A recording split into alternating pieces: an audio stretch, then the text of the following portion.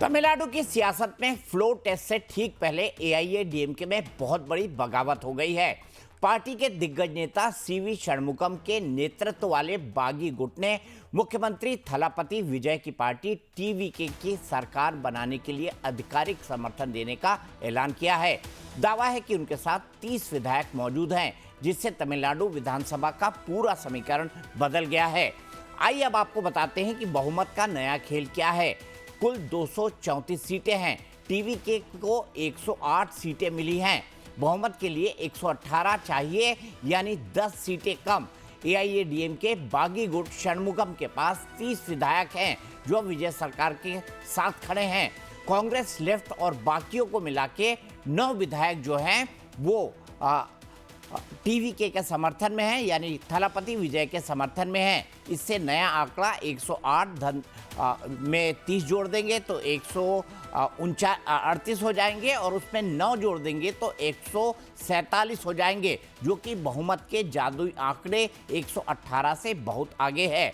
तमिलनाडु विधानसभा चुनाव नतीजों में विजय की पार्टी टीवीके 108 सीटों के साथ सबसे बड़ी पार्टी बनकर उभरी थी, लेकिन बहुमत से 10 कदम दूर रह गई। मगर फ्लोर टेस्ट से पहले ही एआईएडीएमके के 47 विधायकों में से 30 विधायकों ने सीवी षणमुगम और एसपी वेलुमणि के नेतृत्व में पाला बदल लिया है।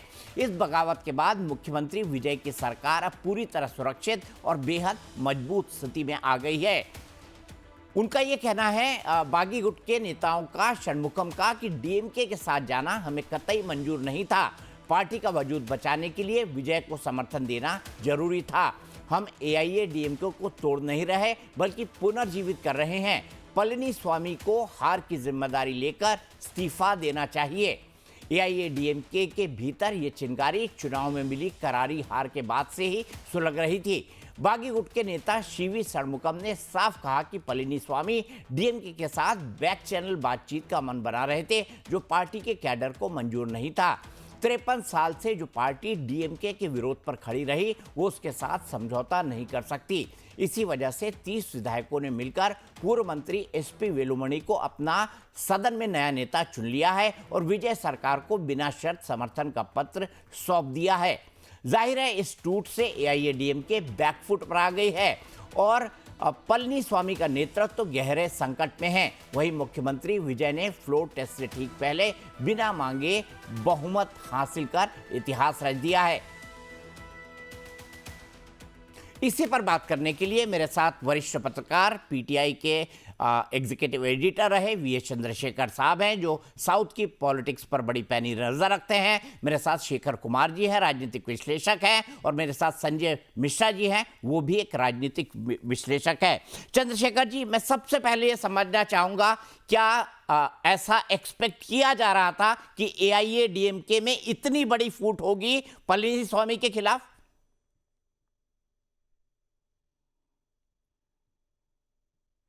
एआईएडीएमके का ये 2016 में जब जयललिता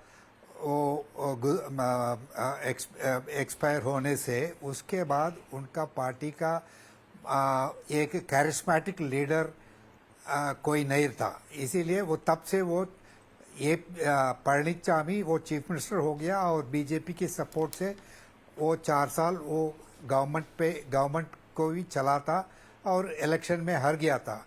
उसके बाद ये पलनीस्वामी साहब से वो बहुत चैलेंजेस पार्टी के अंदर था, बट उसके संभाल के वो अपना पार्टी को एकजुट रख के वो अभी 2026 में इलेक्शन लड़ा था। लेकिन ये अभी ये जो गुट है, वो सीवी षणमुगम का नेतृत्व वाली गुट है, वो तुरंत एक पावर के लालच में वो विजय साहब के साथ जाना चाहता है, क्योंकि वो 5 साल पावर की बाहर रही और अब उनका पता है अभी और 5 साल और कब तक उनका सत्ता में वो कर सकता है, पावर एंजॉय कर सकता है, उनका गारंटी नहीं है। इसीलिए ये फर्स्ट अपॉर्चुनिटी जो मिला है उसको ये विजय के साथ जाने के लिए डिसीजन कर दिया। ये जो एसपी वेलमणि साहब है, उनका पार्टी का लेजिस्लेचर पार्टी का नेता चुना है, ये विद्रोहियों का ग्रुप है।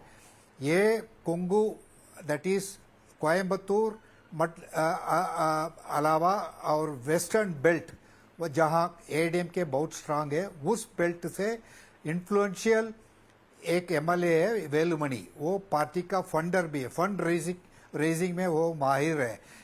ये इसीलिए वो भी पावर का कैसे पावर में जुड़ जा सकता है, वो एक प्रॉब्लम आ गया। इसीलिए ये सीवी षणमुगम और वेलुमणि मिलकर ये 30 लोगों का स्प्लिट करके वो गवर्नमेंट के साथ जाना चाहता है। ये एक बहाना दे रहा है। वो ईपीएस और स्टालिन ने गवर्नमेंट फॉर्म करने के लिए कुछ प्रपोजल लिया था, इसीलिए हम जा रहा है।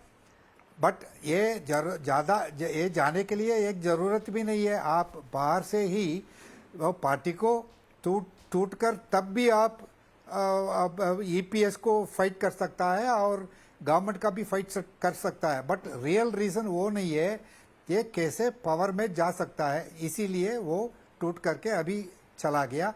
और विजय का भी एक चीफ मिनिस्टर विजय का भी एक बात बताना चाहिए। ये एक नया पॉलिटिक्स में तमिलनाडु में लाएंगे ऐसे बोल के वो चुनाव जीता है, लेकिन एक एक काम अभी जो कर रहा है ये तो पुराना पॉलिटिक्स शुरू हो गया। ये शुरू में ही वो स्पीकर को भी इन्वॉल्व कर रहा है और ये has to choose between the factions of ADMK. वो सपोर्ट गवर्नमेंट चलाने के लिए और मजबूत करने के लिए ये दूसरा पार्टी को स्प्लिट करके वो लेके जा रहे हैं। ये तो पुराना पॉलिटिक्स है, ये ऐसे 5 साल ऐसे ही चलेगा। ये नाटक अभी शुरू हुआ है। मुझे ये बताइए कि क्या वाकई ईपीएस यानी पलनी स्वामी स्टालिन से बातचीत कर रहे थे बैक चैनल से, ताकि एआईएडीएमके और डीएमके, मतलब ये असंभव है तमिलनाडु की राजनीति को जो लोग समझते हैं, मिलके सरकार बना सके? ये क्या बातचीत बैक चैनल चल रही थी दोनों के बीच? ये कुछ रूमर्स था और कुछ रिपोर्ट भी था। ये स्टालिन भी कुछ ये सीपीआईएम लीडर एमए बेबी का भी वो एक स्टेटमेंट था। ये बीजेपी को बाहर रखने के लिए हम ये पार्टीज आ सकता है, लेकिन ये लेफ्ट पार्टीज वही रिजेक्ट कर दिया और ये असंभव था, पहले से ही असंभव था। ये बिल्कुल नई पॉसिबिलिटी नहीं है। लेकिन ये दूसरा एक फार्मूला भी आया था, डीएमके और एडीएमके मिलकर एक दलित पार्टी है विडुदलाई सिरुचै कच्ची, वो तुल तिरुमावलन जो लोकसभा में अभी मेंबर है, उनको चीफ मिनिस्टर बनाने के लिए एक प्रपोजल भी था, वो भी गिर गया। कि क्यों अभी इतना बड़ा मैंडेट करके वो एक विजय आ गया। अभी पहले सरकार बनाने में उनका कोई प्रॉब्लम नहीं था और ये 10-15 सीट उनका मिलने में कोई प्रॉब्लम नहीं है। इसीलिए वो अभी एक बहाना हो गया और षणमुगम का और वेलुमणि का एक पार्टी टूटकर वो सत्ता में जुड़ने के लिए। मतलब कोई कॉन्क्रीट रिपोर्ट नहीं थी कि ये डीएमके और डीएमके मिलकर सरकार बनाने जा रहे हैं, एक एक्सक्यूज लिया गया। लेकिन मैं यहां से आपसे एक और महत्वपूर्ण बात समझना चाहूंगा। विजय ने नई पार्टी बनाई, पहली बार वो चुनाव लड़े, अरविंद केजरीवाल की तरह नहीं, उससे 10 गुना बड़ा चुनाव उन्होंने जीता, क्योंकि दिल्ली में तो मात्र छोटा सा स्टेट है, 70 सीटें हैं। तमिलनाडु इतना बड़ा स्टेट है, 234 सीटें हैं वहां पर। क्या विजय को ये लग रहा था कि हम चुनाव नहीं जीतने वाले, इसलिए खूब सारे मुफ्त के वादे कर दिए जाए, मुफ्त की रेवड़ियां बांट दी जाए, फ्रीबीज कर दिया जाए? क्या इसमें कोई हकीकत है? इसीलिए उन्होंने इस तरह का घोषणा पत्र निकाला जिसमें एक के बाद एक कई सारी फ्रीबीज की बात कही गई थी।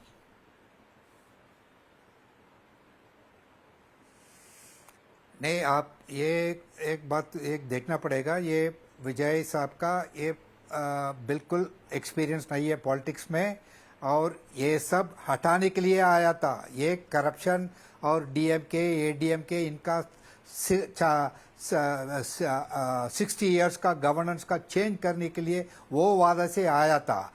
बट अभी ये मैंडेट इनका 107 से 108 से ये रह गया और बंद हो गया। इसीलिए ये पुराना पॉलिटिक्स अडॉप्ट करके ये मेजॉरिटी अभी जुड़ रहा है और ये गवर्नमेंट चलाने के लिए ये सब कर रहा है। इसीलिए ये नया गवर्नेंस कितना आएगा और कितना ये डीएमके एडीएमके के हटकर ये कितना पॉलिटिक्स प्रैक्टिस कर सकता है, ये हम वेट करके देखना पड़ेगा।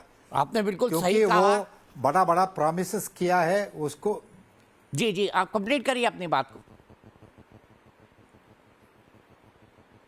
ये बड़ा बड़ा प्रॉमिसेस किया है, उनका चैलेंजेस है, इसका कैसे निभाना है वो सब। ये 10 लाख करोड़ डेट का एक बात वो हो गया। लेकिन तमिलनाडु जैसे स्टेट में अभी भी ग्रोथ इतना ज़्यादा है, ये 10.6% highest growth in the country. So 10 lakh crore इतना बड़ा क्राइसिस नहीं है, लेकिन he has to ये स्टालिन ने तो 1,000 रुपया दे रहा था महिलाओं का, ये प्रॉमिस किया है 2,500 और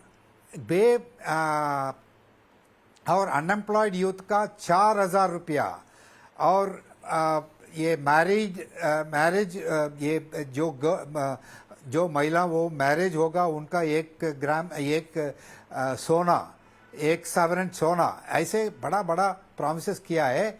इसको अभी गवर्नेंस का रियलिटी आया होगा, कैसे वो निभाना है वो। ये probably he did not dream that he will come to power. Yeah, But now that ये पावर आ गया और इसका रियलिटी ये सामने फेस करना पड़ रहा है।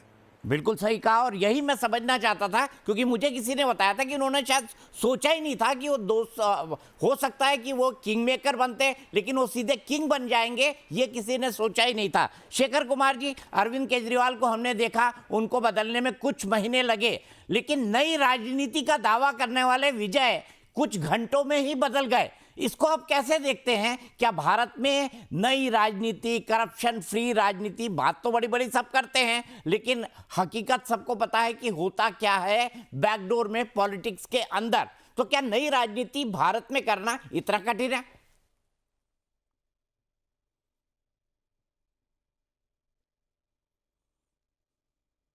अनम्यूट कर लीजिए।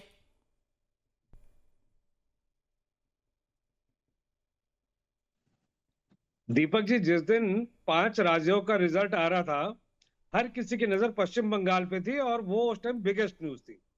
लेकिन मैं उस दिन भी कई डिबेट्स में यही कह रहा था कि नहीं, यहाँ राजनीति जो है वो असली हो रही है तमिलनाडु में।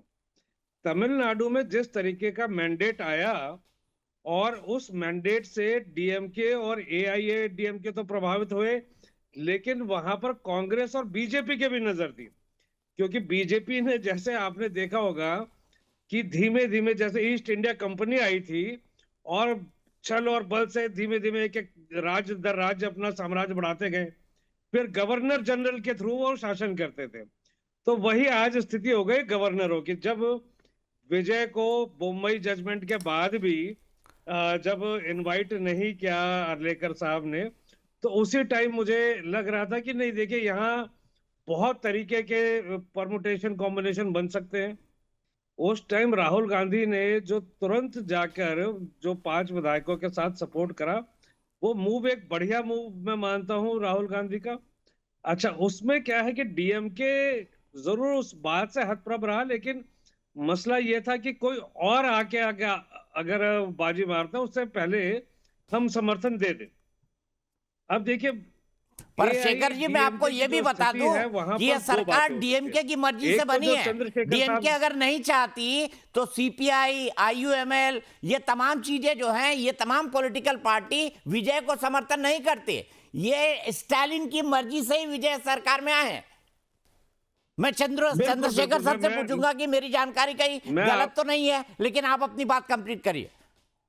जी जी जी, मैं ये कह रहा हूं कि जो विजय को, जो एआईडीएमके, जो चंद्रशेखर साहब कह रहे थे कि सत्ता से ये दूर रहे हैं, तो अब सत्ता में अगर किसी भी तरीके से भागीदारी का मौका मिलता है तो आप आगे, आपके राजनीतिक भविष्य के लिए अच्छा होता है। लेकिन उसके अलावा एक दूसरा जो मूव है कि दिल्ली में सुना है कि एक बड़े नेता हैं जो इस शर्त पर तैयार थे कि कांग्रेस की वहां पर जो एंट्री हो रही है, कांग्रेस सिर्फ 5 एमएलए के साथ अगर सत्ता में भागीदार बन रहा है और जो कम्युनिस्ट पार्टी जो साथ दे रही हैं, तो उसको रोकने के लिए एआईडीएमके का एक धड़ा जो है अगर वहां पे समर्थन दे, क्योंकि ये थ्योरी भी साथ में आ रही, क्यों अगर ये नहीं होते तो बिल्कुल एज पे खड़े थे विजय, और एज में फिर एक एक व्यक्ति की बहुत ज्यादा कीमत होती है। लेकिन अगर 30 लोग यहां पर आ जाएंगे तो विजय की स्थिति बहुत कंफर्टेबल हो जाएगी। जिन बैसाखियों के सहारे वो किसी एक पर बहुत ज्यादा डिपेंडेंट नहीं रहेंगे। लेकिन यहाँ पर एक सोचने वाली बात और है कि क्या 30 विधायकों से काम चलेगा? जो 10th शेड्यूल वाली बात अभी राघव चड्ढा वाले मामले में आई थी, ये 47 की संख्या है, तो इनको 2 विधायक और चाहिए होंगे। अच्छा, यहाँ पर देखिए, यहाँ पर इन्होंने वही समझदारी करी है षणमुगम जी ने, जो एकनाथ शिंदे ने कहा था कि असली पार्टी हम है, जो राघव चड्ढा शायद करना भूल गए थे, जिसकी वजह से कानूनी ट्रबल में डेफिनेटली आएंगे। यहां पर इन्होंने खुद को असली पार्टी क्लेम कराया। अगर 2 विधायक और आ जाते हैं तो ये कंफर्टेबली वहां पर एक सपोर्ट देंगे, जिससे कि कांग्रेस और चाहे वीसीके या आईयूएमएल या कम्युनिस्ट पार्टीज है, तो इनको जहां इनका बार्गेनिंग पावर जो है वो खत्म होगा। लेकिन कुल मिलाकर जो भी स्थिति है उससे फिलहाल आगे विजय की स्थिति, तो क्योंकि अगर 150 के आसपास विधायक लेकर वो पहली बार सरकार बना रहे हैं, तो वहां पर डेफिनेटली उनको बहुत ताकत मिलेगी। जिन स्कीम्स की बात कह रहे हैं, और क्योंकि अभी आज एक सबसे बड़ा डर ये था कि राजनीति में नौसिखी है, कल को अगर जांच एजेंसी इनके विधायकों के पीछे लगती है या इनके पीछे लगती है, तब ये कितनी मजबूती से खड़े हो पाएंगे। लेकिन हाँ, 150 विधायक अगर साथ रहते हैं तो आपको शासन करने में एक नए आदमी को उतनी ताकत की, एक्स्ट्रा ताकत की जरूरत होती है, क्योंकि जो पुराने पॉलिटिशियंस हैं वो तो बिल्कुल एज पे भी सरकार कंफर्टेबली चला लेते हैं, वो दांव पेच जानते हैं। तो मुझे नहीं लगता कि विजय अभी उतने राजनीतिक पैतरों में माहिर है, तो ये समर्थन अभी के लिए उनके लिए बढ़िया। लेकिन इस समर्थन के पीछे एक राज है कि वो जो चंद्रशेखर साहब बात कह रहे थे कि वो सिर्फ सत्ता में भागीदारी की बात है, जिस तरीके का आरोप लगाया कि डीएमके के साथ मिलकर सरकार बनाना चाहते थे पलानीस्वामी, या फिर ये भाजपा के थ्रू कांग्रेस, सीपीआई और इन सब लोगों को उनकी वैल्यू इस करंट सरकार में कम करने वाली बात है। तो इनमें से कोई भी उद्देश्य शेखर जी हो सकता है। स्थिति अभी बहुत ज्यादा क्लियर आपके पॉइंट में इसलिए दम है कि राहुल गांधी दौड़ के चेन्नई पहुंच गए, लेकिन 5 विधायकों के समर्थन के बावजूद भी विजय ने एक भी कांग्रेस के एमएलए को शपथ नहीं दिलवाई मंत्री के तौर पर। यह अपने आप में एक बहुत महत्वपूर्ण बात थी, और उन्होंने बाकी पॉलिटिकल पार्टी को भी घास नहीं डाली। संजय मिश्रा जी, आपको क्या लगता है, क्या विजय ये सरकार चला पाएंगे? चलिए, समर्थन हो गया, विधायक हो गए, या किसी और के रिमोट कंट्रोल पे चलेंगे?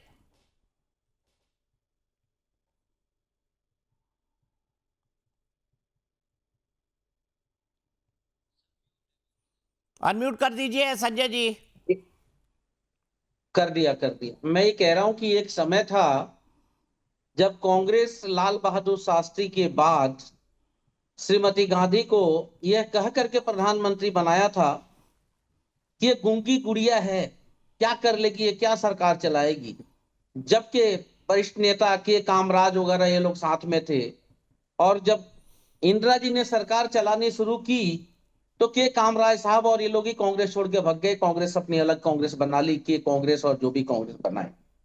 ये भारत है, यहाँ पे टैलेंट की कमी नहीं है। यहाँ पे एक से एक टैलेंटेड लोग पड़े हुए हैं, जरूरत है उन्हें मौका मिलने की। भारत की एक और सोच है कि हम जिसके साथ लग गए बस ये बेहतर है, हमको इसी के साथ चलना है।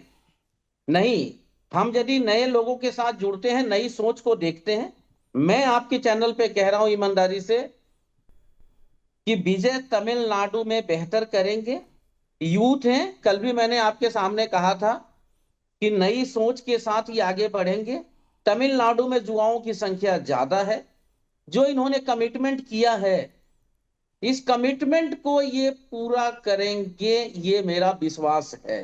ठीक है। जहां तक अरविंद केजरीवाल की उदाहरण बीच में दिया गया, आपको याद होगा दीपक जी, जब पहला चुनाव 2013 में आम आदमी पार्टी दिल्ली में लड़ रही थी तो 28 सीटें जीती थी। जब कांग्रेस के साथ जाकर के अरविंद केजरीवाल ने सरकार बनाया, 45 दिन के बाद सरकार गिरती है और अरविंद केजरीवाल वापस चुनाव में जाते हैं। और क्या हुआ? 70 में से 67 सीटें अरविंद केजरीवाल को मिल गई। आज तमिलनाडु के जितने भी नेता हैं, दिल्ली के इतिहास को वो देख रहे थे, किसी में हिम्मत नहीं है आज उस सरकार को नहीं चलने देना। उन्हें ये पता है कि एक आंसू भी हुकूमत के लिए खतरा है, एक आंसू भी हुकूमत के लिए खतरा है। तुमने देखा नहीं आंखों का समंदर होना?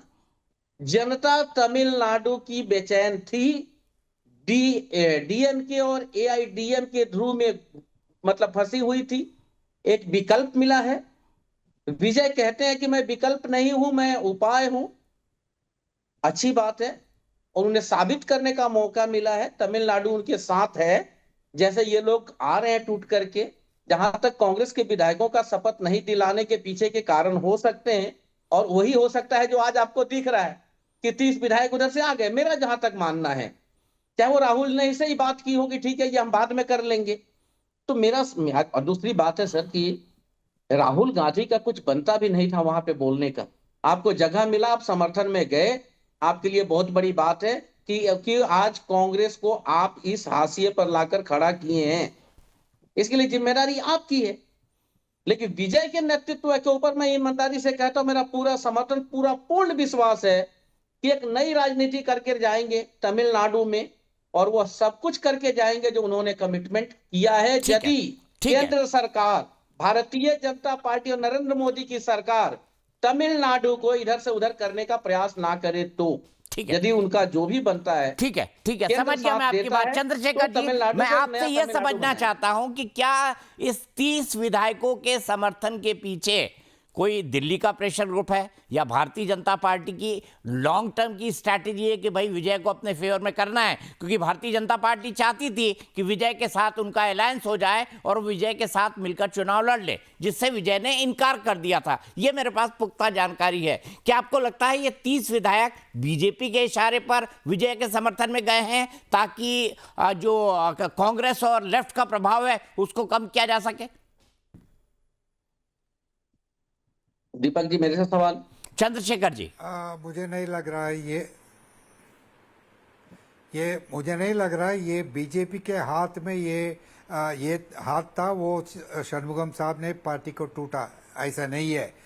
ये ग्रुप है, ये पहले से ही किसी ना किसी तरीका से कहीं है, कहाँ पावर का वो चांस मिलेगा उसको जा सकता है, यही है।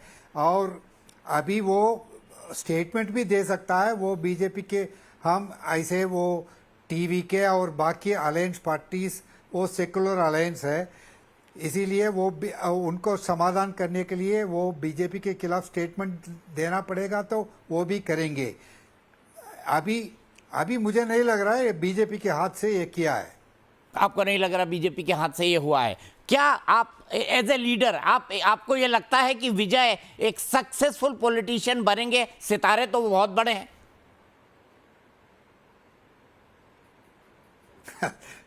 सक्सेसफुल चीफ मिनिस्टर बन गया, पॉलिटिशियन बन गया, लेकिन now whether he will become a successful chief minister, वो आई थिंक दे वे वो ये कहता है ना, ये there is a Tamil proverb, ये जहाँ ये पहला एक टेढ़ा है बाकी भी टेढ़ा हो सकता है, ऐसे ही ये पहला ही थोड़ा टेढ़ा लग रहा है, ये कितना दूर ये सही करके वो सीधा कर सकता है मुझे नहीं पता है।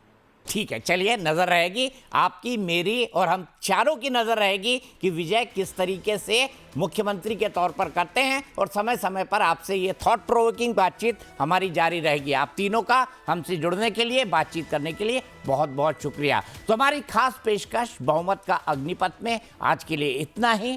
फिलहाल एक ब्रेक के बाद भी लाइव टाइम्स पर खबरों का सिलसिला लगातार जारी है।